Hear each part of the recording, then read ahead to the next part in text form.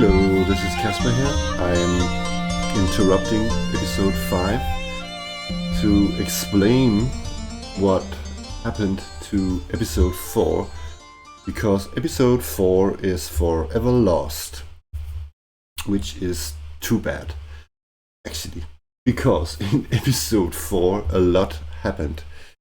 For instance, I discovered that I was doing experience points wrong. So, in reality, the way I should have been giving out XP is that a level 1 player character killing a level hit die 1 creature earns 100 experience points, and a level 1 player character killing a level, hit die 2 monster earns 200 experience points. However, when you go up in level, you divide with your level. Let's say, for instance, another fact, you also actually divide your gold earned. So let's say if I find a room with a monster and treasure, I add up the experience points. If we slay the monsters, of course, I add up experience points for monsters slain and the treasure, and I divide it by level. So that changes the game a lot. And what I did is that I went back and watched all the videos, and I recalculated the experience points, and all of a sudden we had 2 level 2 clerics. Furthermore, we had also, in the end of episode 4, we had not only 2 level 2 clerics, we also had 2 level 2 fighting men. I am not going to ramble about all the other things that happened in episode 4, but I will say I'm really sorry that I fucked up the video, and yeah, and generally also I think I want to keep the lengths of the videos down to around maximum around an hour and 20 minutes, maybe 1.5 hours. That is the maximum, because I've been watching my videos and I felt that they are slightly too long, especially if we wander around in empty rooms one after another. So that is really not good content. The episode ended off with us going back out of the dungeon, and at a crossroads. You'll see that in episode 5, because we ended off in some crossroads where we met 3 ogres. Yeah, enjoy episode 5. Hello, Casper here, and back with episode 5 of Debbo Stelvers using OD&D with chainmail. Before we start or get back to where we left off last time, I, as usual, have a couple of things I want to mention. One thing is that I'm feeling a bit sorry that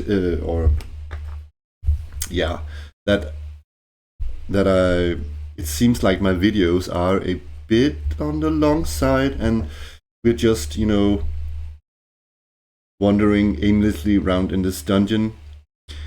Maybe I did put the stakes a bit too high about finding a magic, some sort of magic, a piece of magic item for Gilda. That's one thing. I don't know how I can do that better. I mean, we all should just accept that these videos are a bit long, and maybe it's just I don't know. One thing I would hope is to get of course, I do hope going to make, each time I sit down and record, I hope I will make exciting content. So I really apologize if some of my videos maybe are a bit on the long side, and I'm not always in control of how exciting it is going to be. I can't plan it, it's the dice. But then again, I'm stumbling through the rules and whatnot. Yeah, but so if anybody out there feels that this is maybe a bit dry, I apologize. It's not my intent.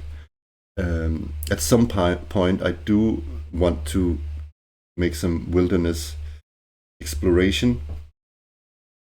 Maybe that can lift the I don't know, the monotoneness of doing these really long dungeon delves. I don't know. I hope that the generator from Osric will help us get some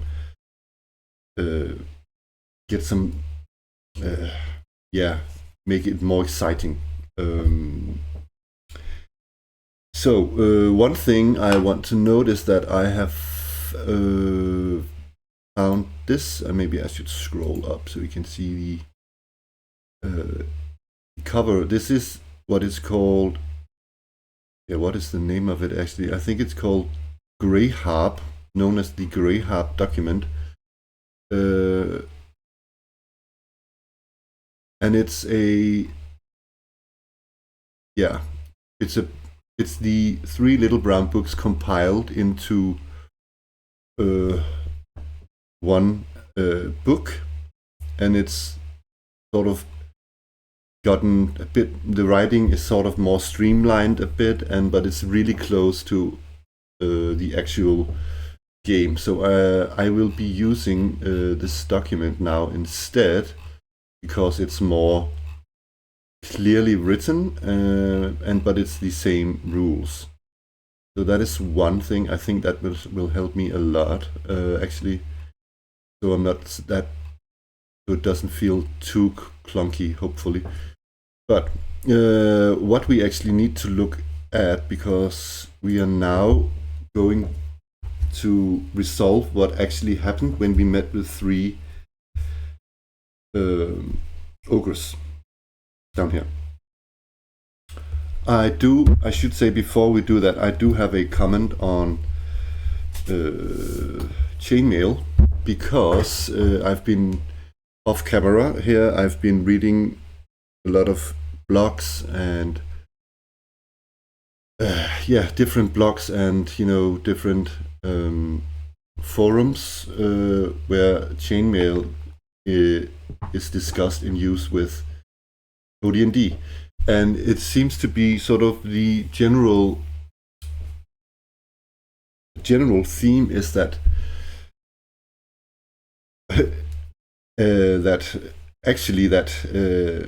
chainmail wasn't really used, but hang on, bear with me.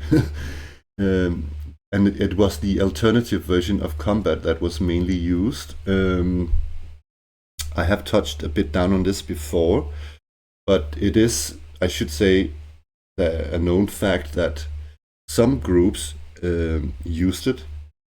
But what happened when they used it is that they didn't use the original rules from chainmail, because they were actually really difficult to interpret, because there were so many things you had to read between the lines, and so it was sort of, each group hacked them to their own liking. So I'm a bit on a mission here when I'm trying to use chainmail, because it seems that everybody sort of when they use chainmail, they sort of make their own rulings. And that leads me to another thing, and that is that, I should also mention that, for example, the Blackmoor bunch, or the David Arneson's group, they also used chainmail, but as I've read, but they also changed it up. So they didn't use it. It sort of changed over time how they did combat, and I think they also at some point landed on their own sort of version of that was sort of similar to chainmail, but they had another armor class system. I think it's widely known that they had scores from 1 to 8 instead of 2 to 9, and 1 is the worst and 8 is the best. But what they did, they usually actually rolled up against the armor class, rolling 2d6 minus 2, and if you rolled under, you avoided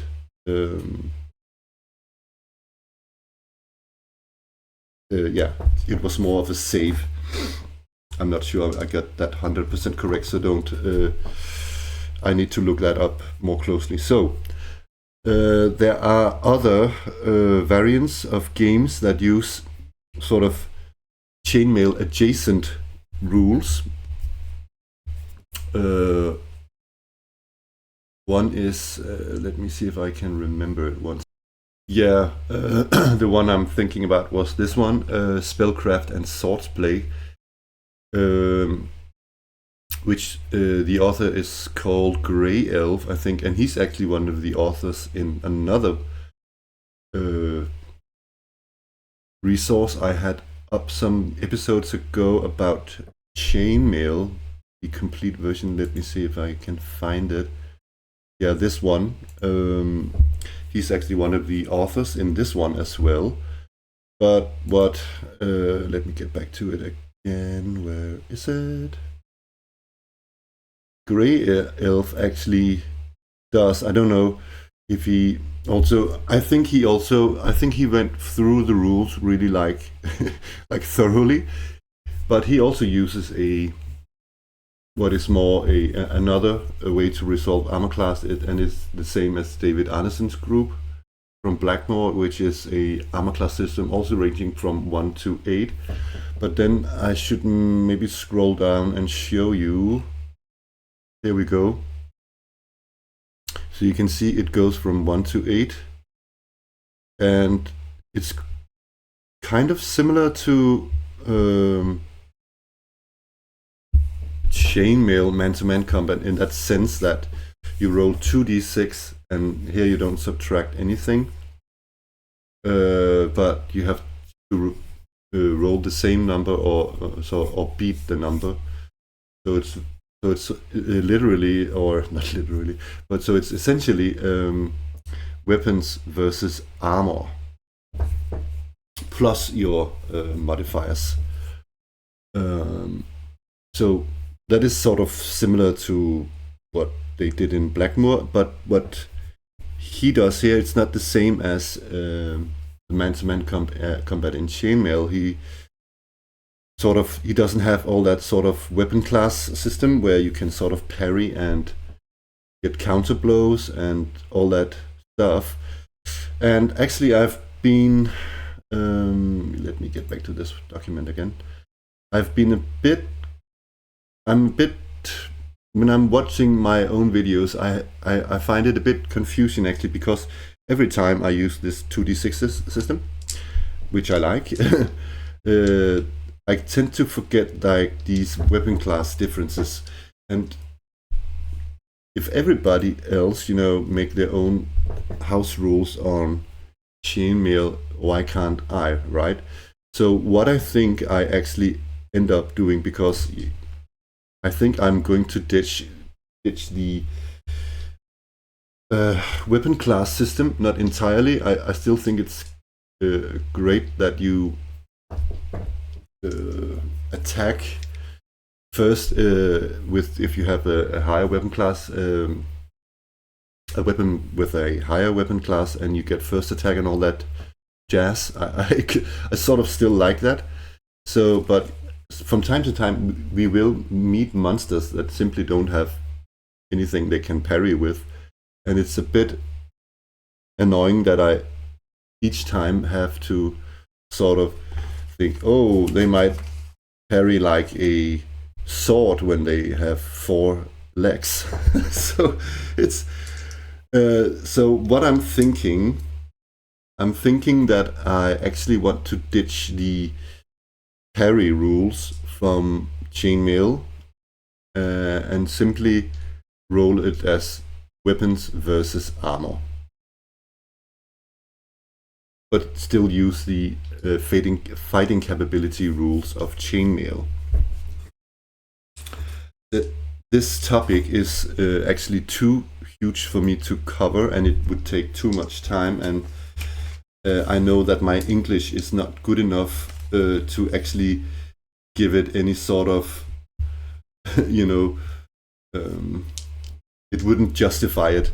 I mean, so also for the sake of making these videos and keeping things simple, I think that it's a better choice of me that I ditch the weapon class parry rules thingy and make it sort of more streamlined.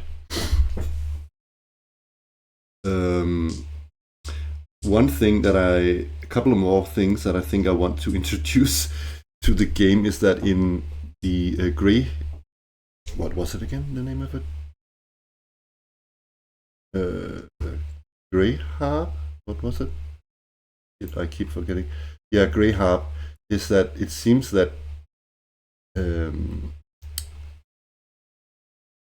helmets, they have a funny rule I haven't seen anywhere, where if you wear a helmet, you have a 10% chance of that the helmet sort of neglects the blow. I kind of like that. So it would actually mean that each time if somebody is wearing a helmet, if I rolled a 1 on a 10-sided die, they wouldn't get the blow.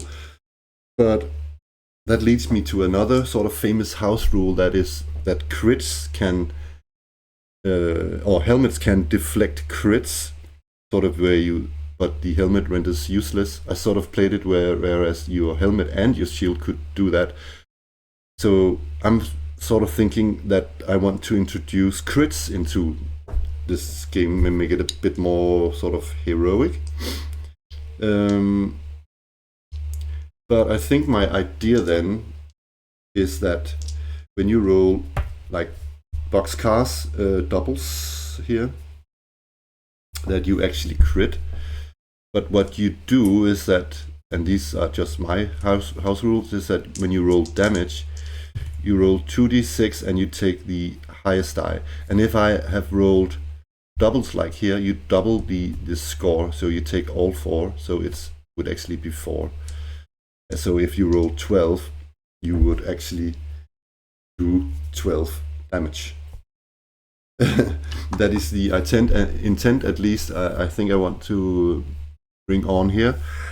There are so many other house rules we could have, but I don't think I want to add that. We could have carryover damage, like spillover damage, sort of to make it even more heroic. But I think that with crits, it's good enough as it is. So yeah, I guess that's it. So I guess that's it for me rambling about rules and whatnot. And yeah, so I think we should simply get back to where we are. And I one little thing is that last time I sort of allowed the 2 fighters to level in the dungeon. I don't know if that would really work, but I'm going to allow it. But we're standing about here, and 3 ogres have come into our field of vision somewhere here. So what we need to do now is to resolve, because we are not going to fight 3 ogres, because they are 4 hit die creatures, which would be absolutely insane. I don't want a TPK, so we have to first establish where is it they are coming from. I'm thinking from down here, this unexplored area of the dungeon, so I'm just going to say that it doesn't really matter actually where it is. Yeah, it does matter actually if it's here they're coming from. You'll see in a second why. So maybe I should just let's see, 1, 2, 5, 6. Yeah, I could roll a 6-sided die. So 1, 2, 3, 4, 5, 6. Let's have it random, right? 1, 2, 3, 4. 1, 2, 3, 4, 5, 6. They're coming from down here, as I suggested. So first off, we're going to see if anybody is first. We're going to roll for surprise, and then we are rolling distance and reaction rolls.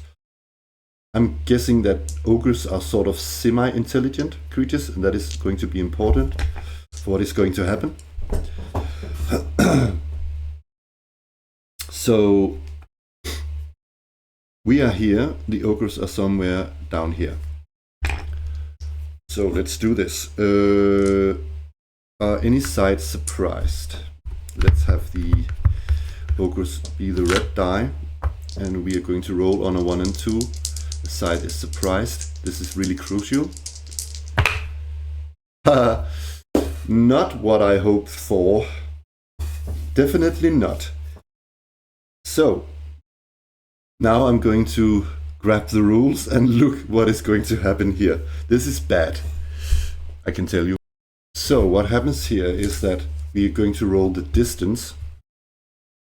And if they are, let me just get it up again, within 20 feet,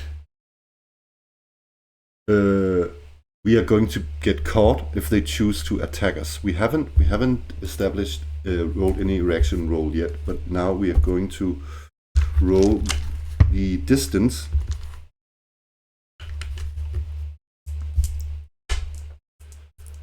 And I think, let me just look at, yeah, when we are surprised, I'm rolling distance a bit differently. I don't know how to roll it exactly, but they are, if we are surprised as we are, they are either within 10, 20 or 30 feet. So it's only if we get 30 feet that we can escape. So the way I'm thinking this works is that 1 and 2 is 10 feet, 3 and 4 is 20 feet, and 5 and 6 is 30 feet. And we haven't established any reaction rolls yet. So here we go. Okay, that is not too bad. So we are 30 feet away. It was only if we were within 20 feet and if they choose to attack us that we are fucked, basically. So, the reaction roll. So it's 2d6, and maybe I should get the page up. Here we go. Wow, this page is, oh, maybe yeah, 1 second. I need to zoom a bit out here.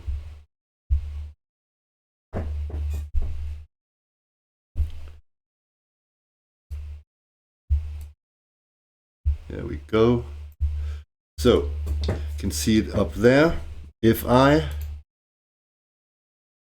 roll let's just read it. Other than in pursuit situations, the more intelligent monsters will act randomly according to the result of the score rolled on the 2 6-sided die. The dice score is to be modified by additions and subtractions for such things as bribes offered, fear, alignment of parties concerned. So, modified by alignment, that's not really good because these guys are chaotic guys and we are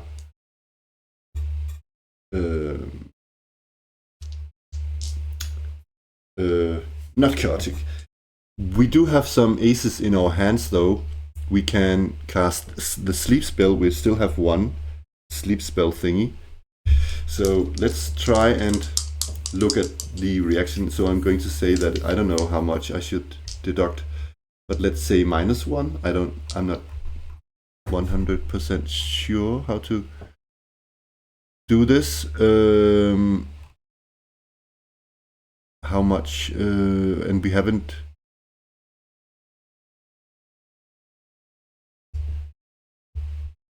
Okay, let's try and roll this. Let's see, -1. 9, that's a 8. Uncertain reaction. Okay.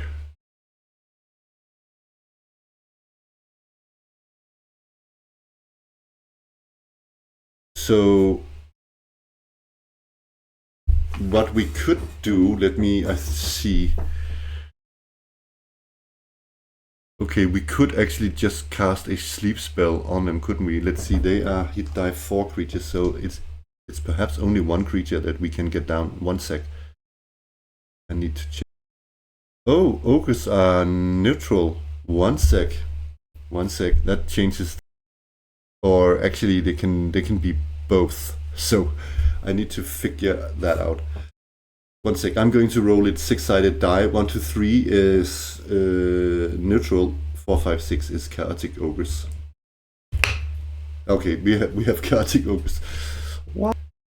So I've just been thinking it all through, and I think our best solution is to flee. We can. So if they catch us, we can cast a sleep spell and have a better chance.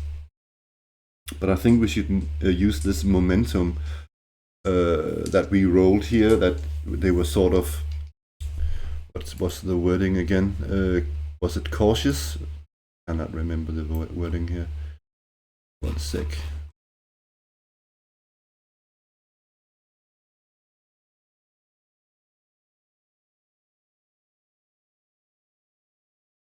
Uncertain reaction. Yeah. Okay. So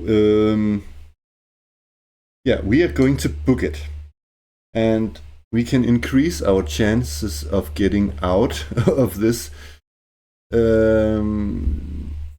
Let's see. So what we're going to do is we're going to throw some rations on the ground. That is the trick. So we have a 50% chance that these semi-intelligent creatures will stop and eat the food. We do have if that doesn't work, because we will be able to, because we can choose to flee, that we actually turn a corner here. They are here somewhere, and if we run down this way, we would actually roll around the corner, and they would only chase us on a 1 and 2.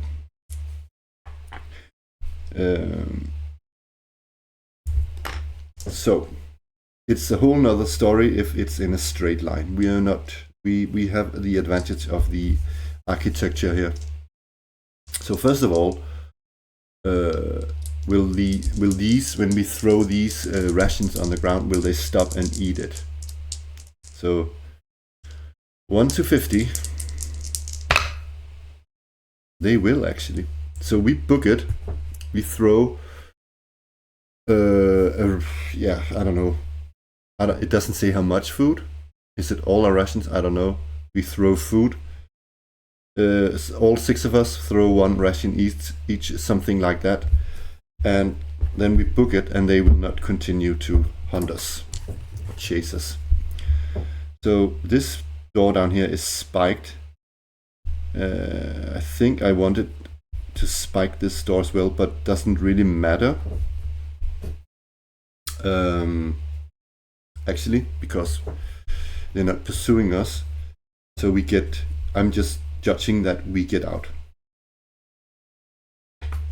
So that was that. Now we're out of the dungeon, and let's take a look at the characters.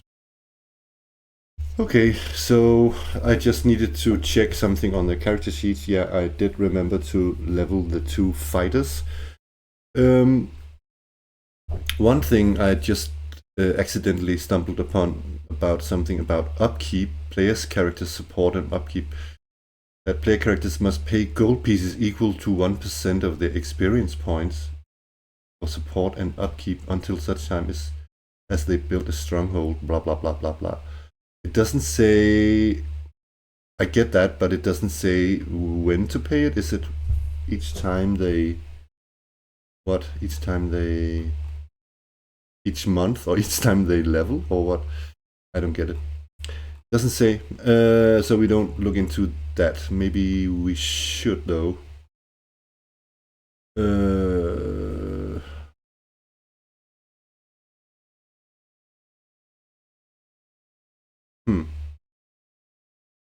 I don't know when these payments are due to land. Doesn't really matter. So, where are we? Where were we? And what are we going to do? So, taking a look at this map, we still haven't fulfilled that quest that we so solemnly swore upon. And it's really difficult to find if we go per rules, to find a magic item. It is actually really, really difficult. So it's sort of mission impossible. And I mean, on the other hand, now that we've leveled, it should be sort of easier for us to sort of progress. So maybe we should just do that actually. Yeah, let's do that a bit more here, and then I promise I will try and do something else. So we get some nuances and whatnot in this campaign here. So let me just pause the game and think a bit about what is going to happen. Yeah, I just looked at the character's gold, and it's really bad. they can pay for livings and all that, but the characters don't really have any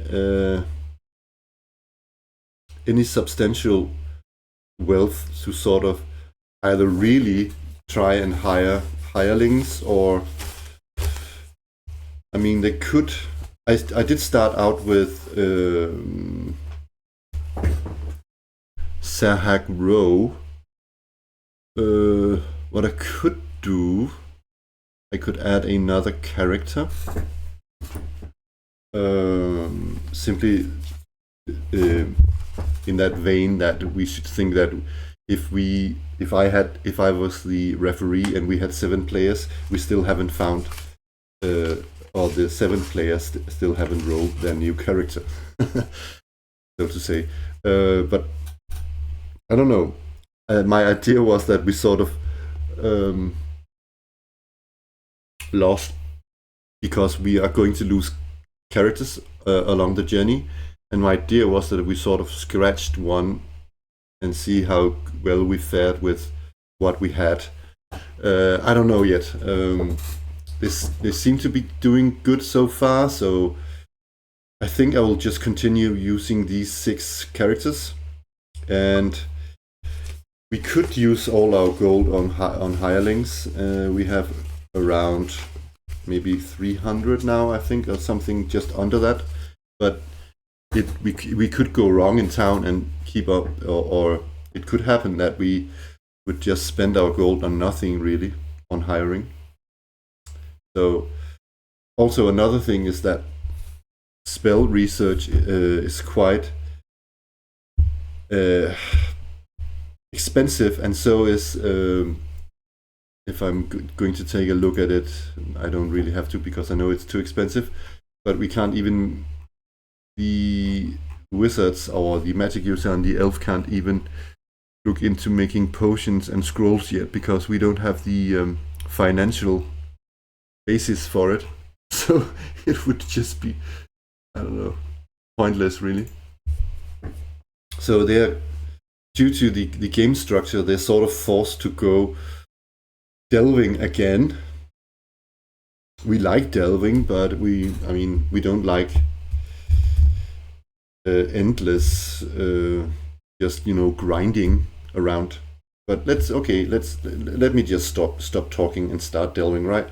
So what I think we're going to do, though, we're going to lick our wounds for some time, and I'm going to pay for our stay at the inn, the Thirsty Hole, and then when we are good to go, when we're all healed up, we are going to go out again.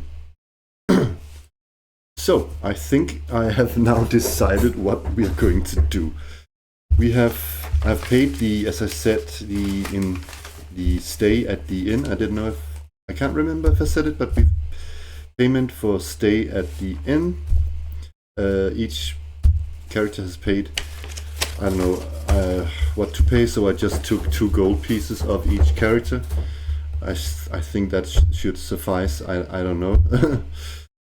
So they've spent 4 days resting, which means that Debbo is also back up. I should change her HP to full. He has 9 out of 9 hit points. So the plan is actually to go down to level 2. Yes, we need to up the stakes of we're upping the stakes a bit. So we're going down to be able to find more treasure, so we can get some more gold on our hands, because we need that. So we have a few options if the party in the night before what day do we have now?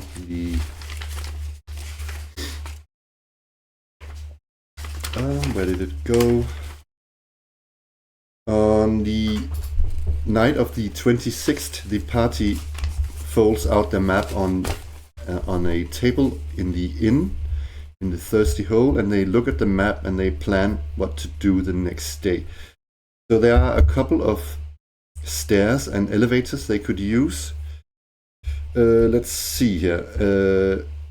The elevator room here takes us down 1 level, but it goes up in 30 turns in 5 hours. But it's really, really close to where the exit, so that's quite nice. We actually also have another quite close elevator, and that is in room 12, but it goes 2 levels down. And then we have the stairs here at room 27. They go 3 levels down, so that is to level 4. That is bad.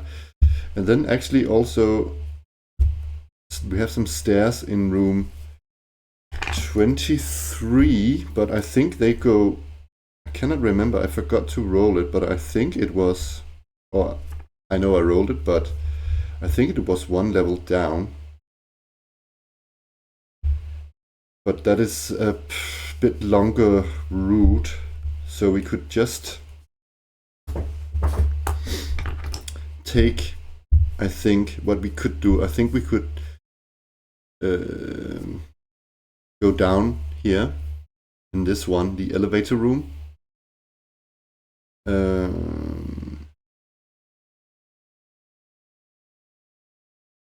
Oh, we actually, no, that's not a couple of stairs. So, let's see. It's not that bad to go down here if that's just 1 level down. I think it is.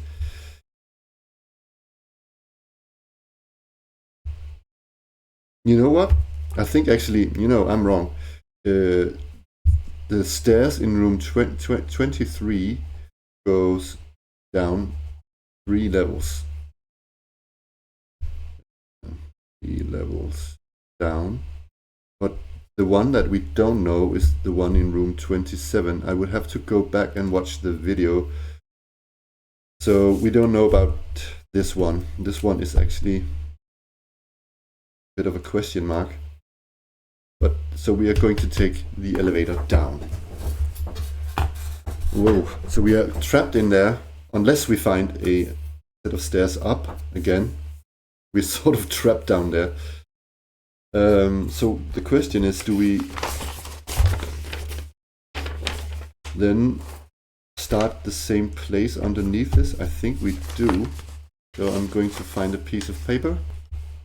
So this is the morning tombs level 1, and here we have, I've just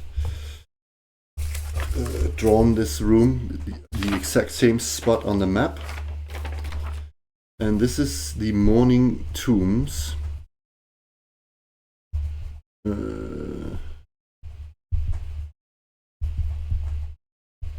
Level 2. Isn't that exciting? So that is the plan to go down there. So first off, the party at 9 o'clock in the morning goes back out to the crypt or mausoleum building, in via the secret door and down the stairs and up to this door.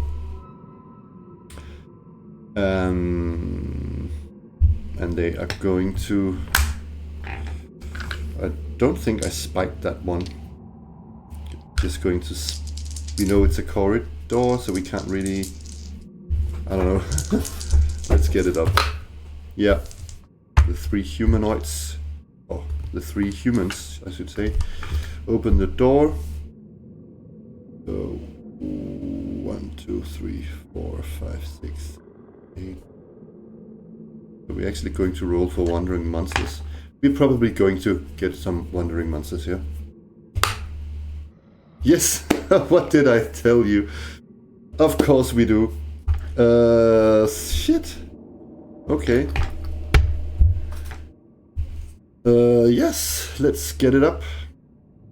Also, I found a more better table for movement than there was in the original book. It sort of makes more sense to me. So let's have a look at that actually. Oops, why is this so broad? So we can see here we have actually what, because Debbo is armored foot, at a slow pace we are walking 120, so it's actually more about so it's here we meet something.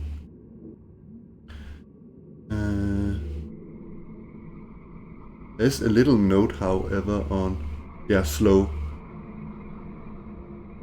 exploring mapping. Yeah, so we are at 120 actually. So for each turn. So yes, that's that. Nice. So here we have the wandering monster table. We are at level 1. An easy monster. So let's scroll down and roll on the table. So an 8-sided die.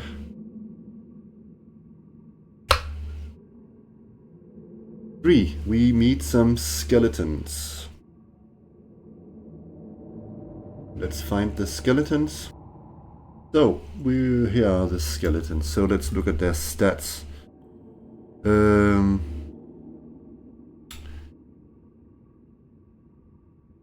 or 8 armor class, movement 6. Number appearing. Yeah, the number appearing is quite insane, so we're not going to have that. We are at level 1. Hit dice, a half a hit die. So I'm actually going to say that that is 2d6 skeletons then. They have 1 attack, damage 1d6, blah blah blah. Skeletons and zombies act only under the instructions of their motivator, be it a magic user or cleric of chaos. They are usually only found near graveyards. We are near a graveyard, forsaken places and dungeons, but there is a possibility of their being located elsewhere to guard some item. Referees options. There is never any morale check for these monsters. They will always attack until totally wiped out. Okay, nice to know. So, because they have half a hit die, I am going to roll 2d6 of them.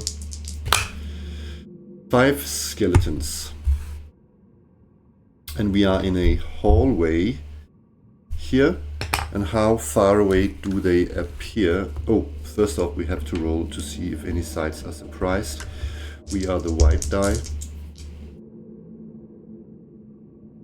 We get that down. None are surprised, so it's 2d4 yards away. So that's 60. Again, really weird.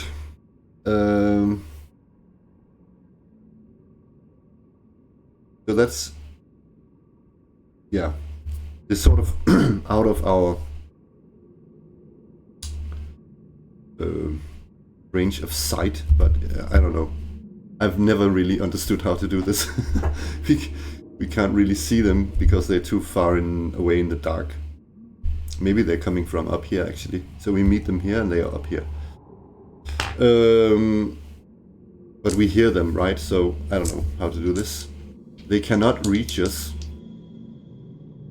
So we could actually try and fire a... let's roll initiative, right? So we could have... There are no rules with that. Arrows don't really hit skeletons in this game, so I don't know. But anyways, let's see. We have... I think is it only one with a... Let's see. We have one with a sling, and that is... Debbo has a sling and stones. Lagior also has a sling. And Anso does not have any ranged.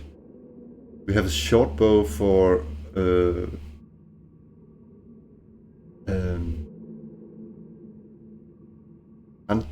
Sobo, and we have, yeah, thing for Debbo. Let's just run through it, right? So let's start with Lagior. Let's roll initiative, though.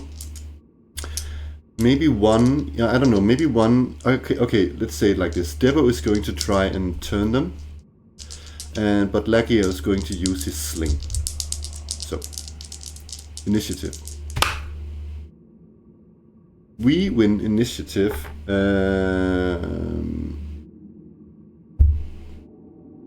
And as per the rules, it's a sling, so let me check the distance. Okay, that is really weird. It does say somewhere in the document I have, Grey Harp, that hobbits, they don't get penalties at shooting at 15 feet with a sling, but in that document I can't see sling distance anywhere. It's not in the table, and it's not here in the man-to-man combat either. Shortbow, horsebow, lightbow, longbow, composite bow, heavy, and it's not in what? Yeah, that is actually sort of quite annoying. So I can show you here. Maybe I'm missing something. Let me get it up for you so you can actually see yourself. You can see the table here. Doesn't mention a sling. What? Okay, so I'm just going to say it's the same as short bow. Or what? Or javelin, I don't know.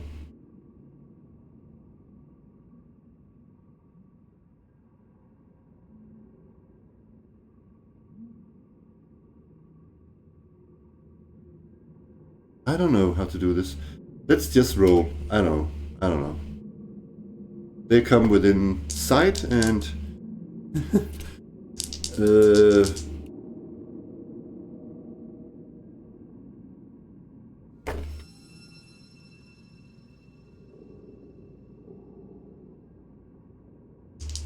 I need a, what, a 10 then?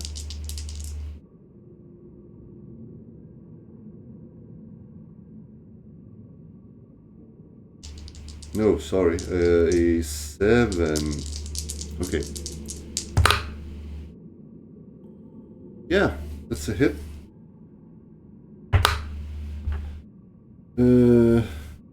I did not roll their hit points yet.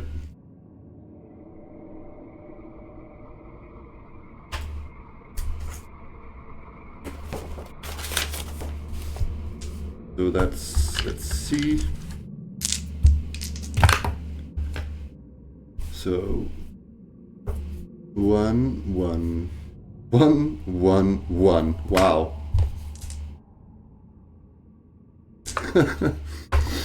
Okay. I take out 1. Next one up is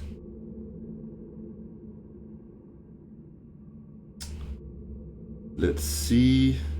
Hanzo here has nothing. Debbo has a short bow.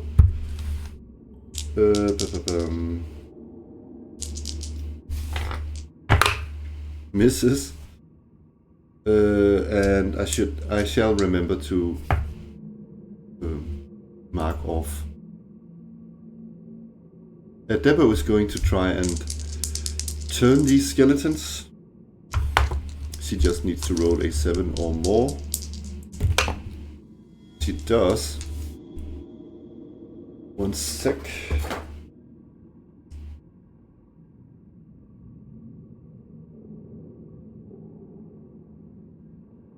Yeah, so the number of turned skeletons are 2d6. Yeah, so the remaining 4 skeletons are turned, and they're walking, running. They're scared of Debbo's holy symbol and her powerful words. So they're scared off, and let me also mark off the ammo used here. So Lagior has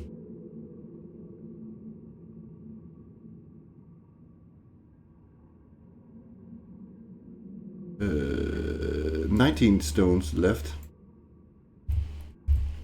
and Hanzo, not Hanzo, Debbo has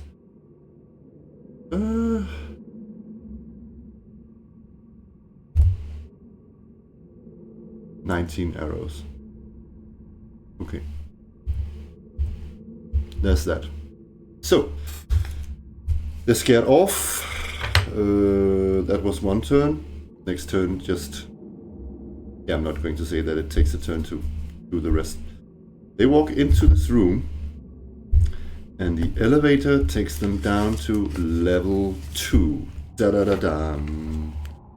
So I'm not going to roll anything for this room other than number of exits, because I'm assuming it's like the platform is the floor, so if there was anything in here, it might be squished. Okay, so I'm going to roll number of exits, and we have minimum of 1. So we have 2 exits, actually. And where are these exits?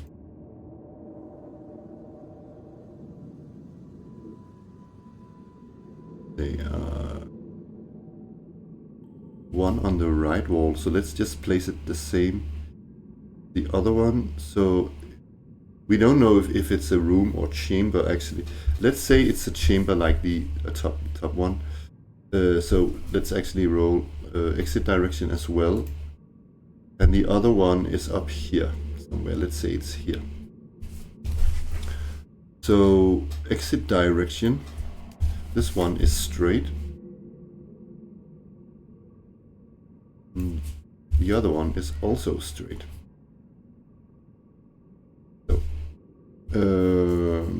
So elevator, and this is room 1 on level 2.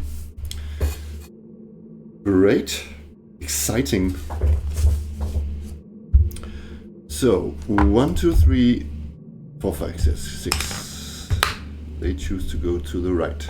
I hope for that. They walk slowly down here. Okay, all in all, taking the elevator down, we could say that, yeah, let's just do that. That one turn has passed. No wandering monsters. What do we have here? We have a side passage. It's a Y passage, and it's a 10-foot wide passage. So actually there are 3, as I see it, ways here, because it was side passages. It continues straight and it goes off to each side.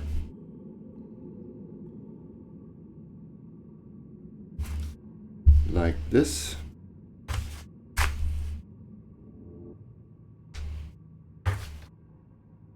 So let's see.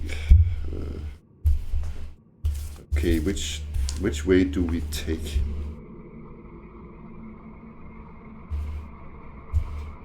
One, two, three. No, 1, 2, 3, 4, 5, 6. The middle one. Okie dokie. So right about here it was turn number 2. So let's say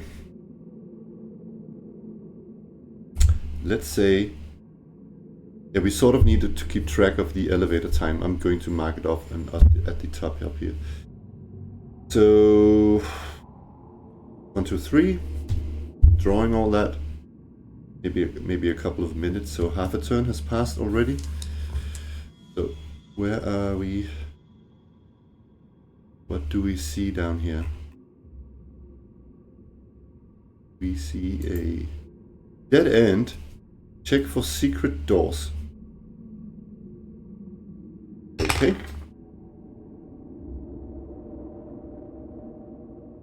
As table 6.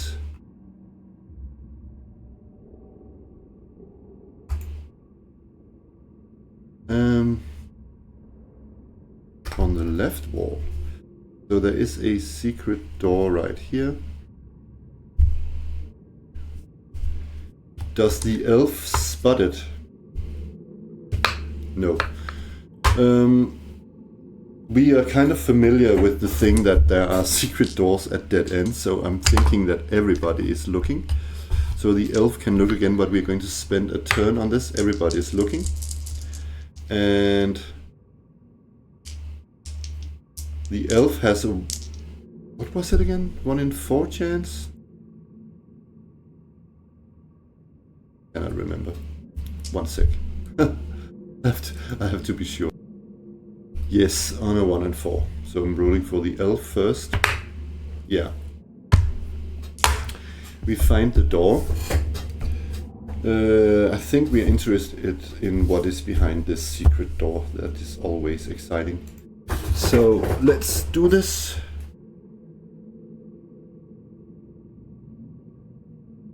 Where is that table? Here we go. There is a straight passage. So it just goes up to this one.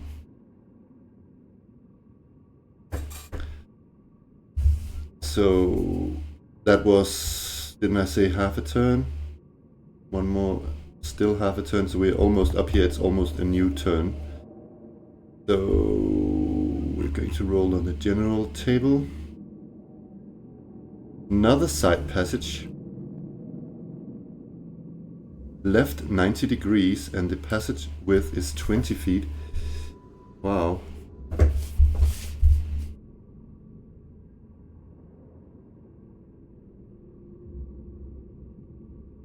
Sort of like that. Oh, yeah, one more actually. Here? Yeah, sort of there. Yeah.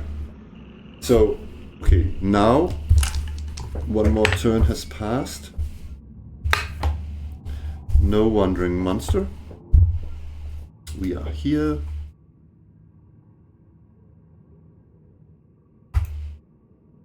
Turn, consult table 24. Oh, it was a side passage, by the way. So this door, this corridor actually continues 30 feet. Like that. So the question is, do we go down here or up here? 1, 2, 3, 4, 5, 6. We're going up actually.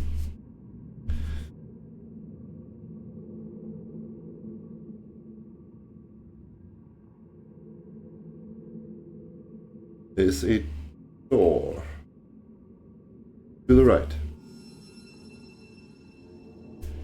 And this just continues. Yeah, we are going to listen at this door. Let's have the demi-humans up. None of them could hear anything. We are all listening. So if we roll a 1 now, we hear something. No, we don't hear anything. And we spent, I'm going to say that, you know, no, we don't, no, not yet. We're going to force this door up and spike it.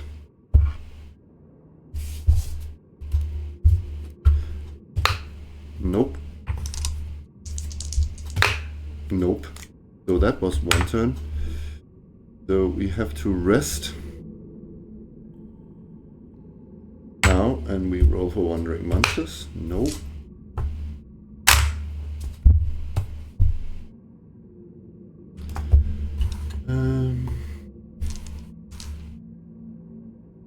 Did I do the wandering monster check? Yeah, I think so.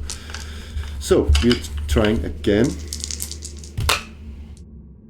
Humans first. Yes, we get in. What's behind this door? A room.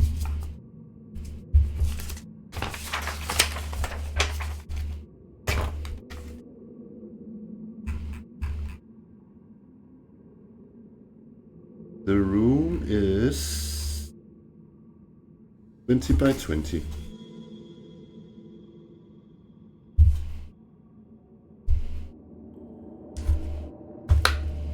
One exit.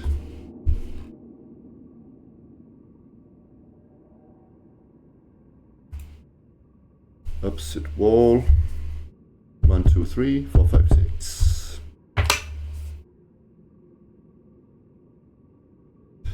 Okay. Room content. Treasure. Just a treasure. Whoop whoop. Wow. So, there's a 50% chance that the treasure is hidden. Let's see. And guarded. Let's see.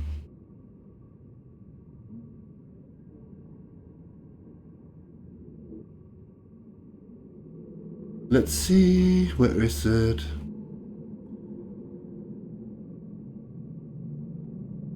Treasure container. We need to roll that first. It's in sacks. Okay. So optional or 50% chance. Optional or 50% chance. What? Consult table 10 and 11. Yeah, those are treasure guards and wards. And where it's hidden.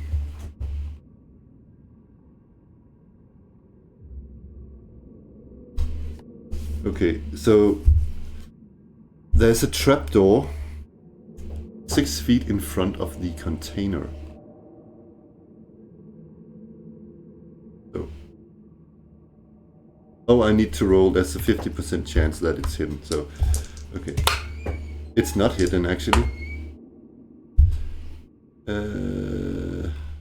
So it's just in there.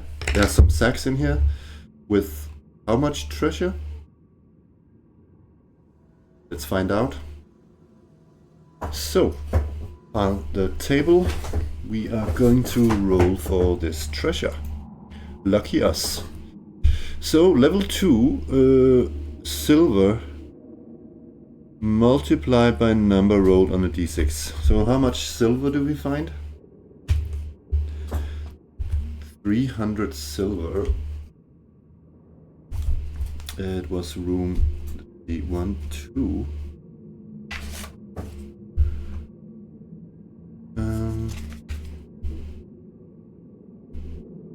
Room 2, treasure. Just lying about. 300 silver pieces, and then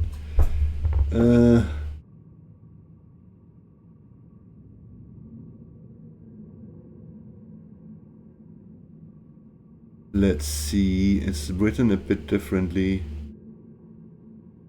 Gold will be in treasure 50% of the time. Okay, so let's see, are there any gold pieces? Yes, there are. So it's times 100 now. Whoop, whoop, whoop. That's a huge jump.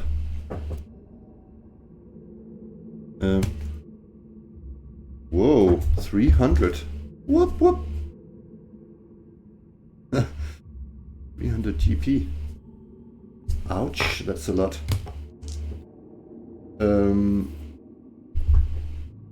So 10% chance of each, blah, blah, blah.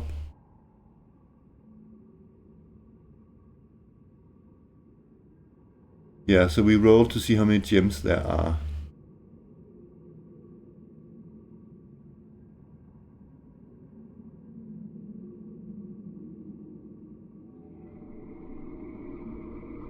Okay, so chance of, I'm going to roll 2 times, and it's 10% chance this time. So what I'm going to do, I could roll on a 10-sided, and if I roll a 1, we have a gem. Did we do that? No! We have one more try. No. No gems. And magic item is still 5%. So that is the same as taking a 20-sided die and rolling 1. Wow. Wow. Let's do it. What? I rolled a 20. It's on the other side. No. Okay. So, but still, I mean, wow, it's crazy times. So this would yield, let's hang on, differently though from person to person. If we would add this, that up to experience points, this would mean 330 experience points. But our level 2 guys would need to halve that. You know what? This is so crazy. I love this. Our magic users will level, right? Let's see.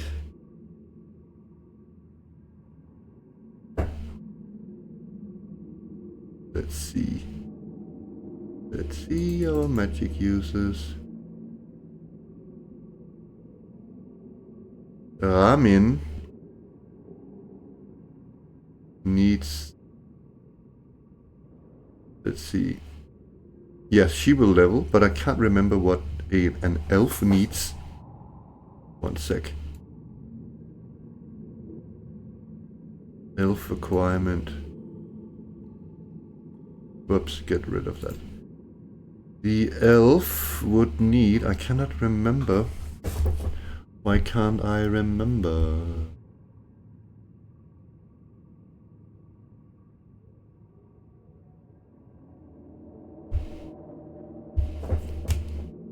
Where are they? Here we go. Yeah, our magic user would level. But what about the elf? I cannot remember that once. Oh yeah, so actually... actually, if our elf was going on an adventure as a fighting man, he would actually be level 2. And if he went on adventure as a magic user, that's a whole nother story. He would also... But that is confusing. So he would actually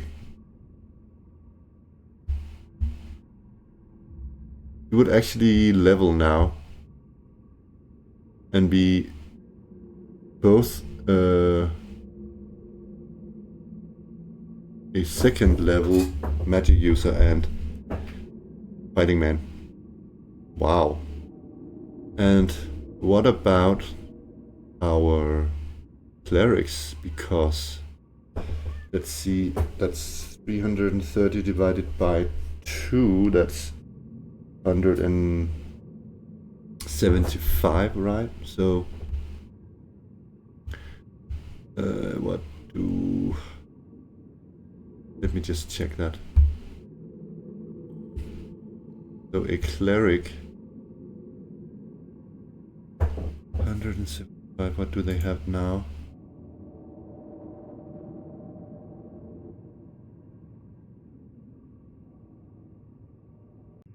Yeah, they still wouldn't level, but closer and closer and closer. So I'm going to, you know what, I am, because of this fortunate luck, you know what, I'm going I was going to say that we have to go back and take the elevator up, but it doesn't work. It only resets. Okay, because I don't want this video to be too long, and I think I need some food to actually survive in the real world. So I think we're going to end here on this note. I know we haven't done much today, but still it was a bit, but I don't want 2-hour-long videos anymore. I like the look at this. We could, as a little treat, maybe I can draw this up.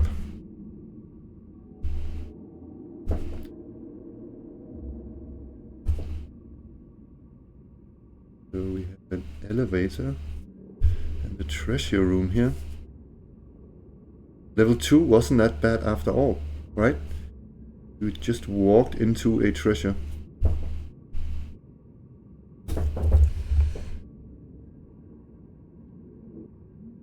That was pretty good.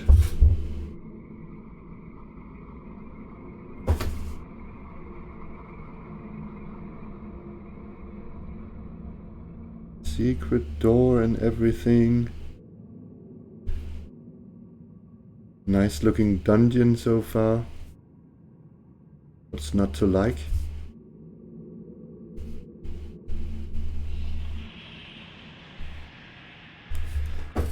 So, that's that.